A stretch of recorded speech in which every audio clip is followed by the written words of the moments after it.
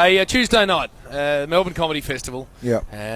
Exhibition Street, the biggest house, over 1,000 people in there, Spud. And Beautiful building. Our man had to do a tight 5, which drifted out to about 14 minutes of original material as a comedian at the Melbourne International Comedy Festival.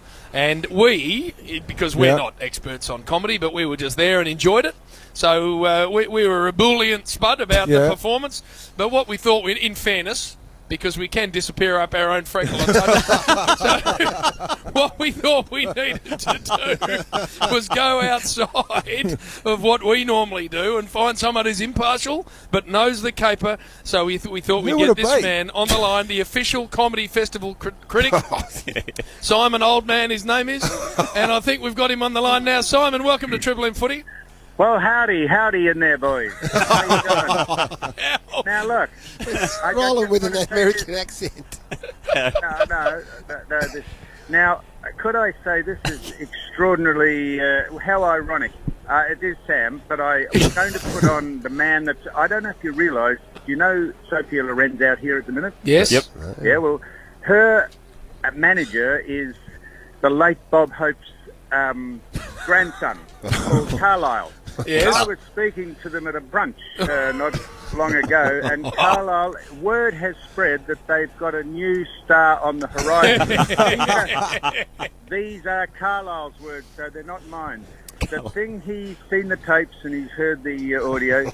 He said the thing that captivated him, this is Carlisle, about Garry, was he is the only person he has ever seen, this is Jerry Lewis, Dean Martin, any of them, who could actually woo and arouse an inanimate object, which was the microphone. He said the microphone almost turned into a person, and it sort of wept and bent and lolled and lilted with Garry. And he said also, and now this is not me, this is Carlisle, he said the greatest thing you can have, a comic can have, is timing. Yes. Now, and I told him Gary's first line joke when he came out, and Carlisle said, "What is it, Sam?" And I said, "Well, I'll tell you, Carlisle." I said, Gary came out with a swagger.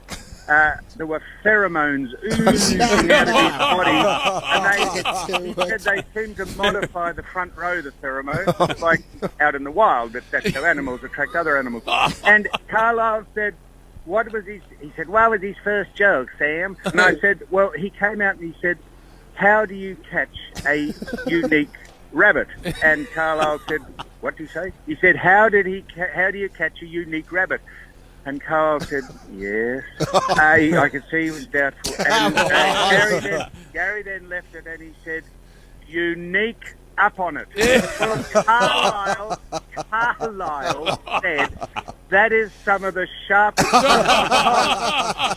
because in itself, if you write the joke down, it's not that humorous. Listen, I went with that one just to lower the bar, so everyone thought, "Oh no." He said it was so low, no one could get under No, it. that's right. So anything beyond that was going to be, an improvement. That was my tactic. Gary, what? He thought that was fantastic. No. It started off with something that is patently not funny, and the way you delivered it and the timing. He said, was there a pause between the answer and the question? I said that he paused for about 3 seconds. He said that would be enough to get them into the palm of his hand. A tool. No, and You are said, a tool.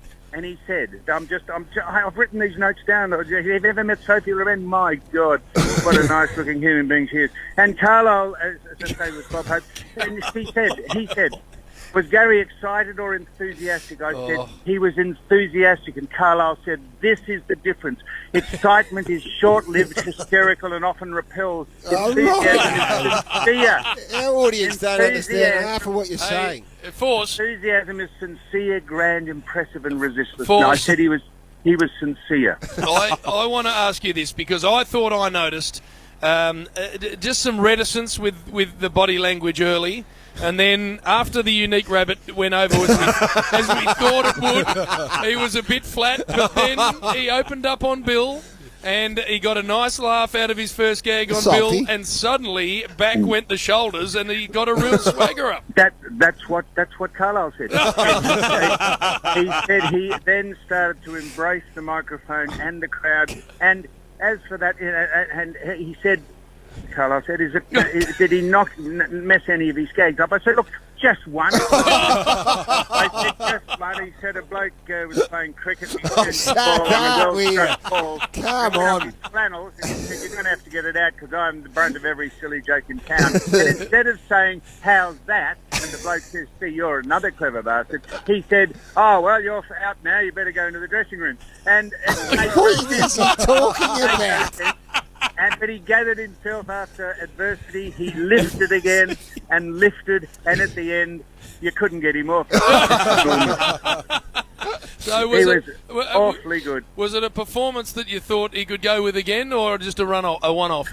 Well, the connections of the people I've been eating with here and having breakfast with, they think that because Australia is the name and flavour of the month overseas, they thought with his looks and his swarthiness and that hirsuteness where hair is just the order of the day on Garry, they could rip him across to the States and he could go across the whole of America doing this stand-up. Thank you. And in fact, Carlisle said, so you'll probably, he said, where were you when Neil Armstrong stepped onto the moon? I don't know exactly. He said, where were you when Muhammad Ali beat Joe Frazier? I said, I know. He said, you'll put this in your diary and they'll be mentioned in the same breath later on in life. Thanks, Carlisle. We better get going.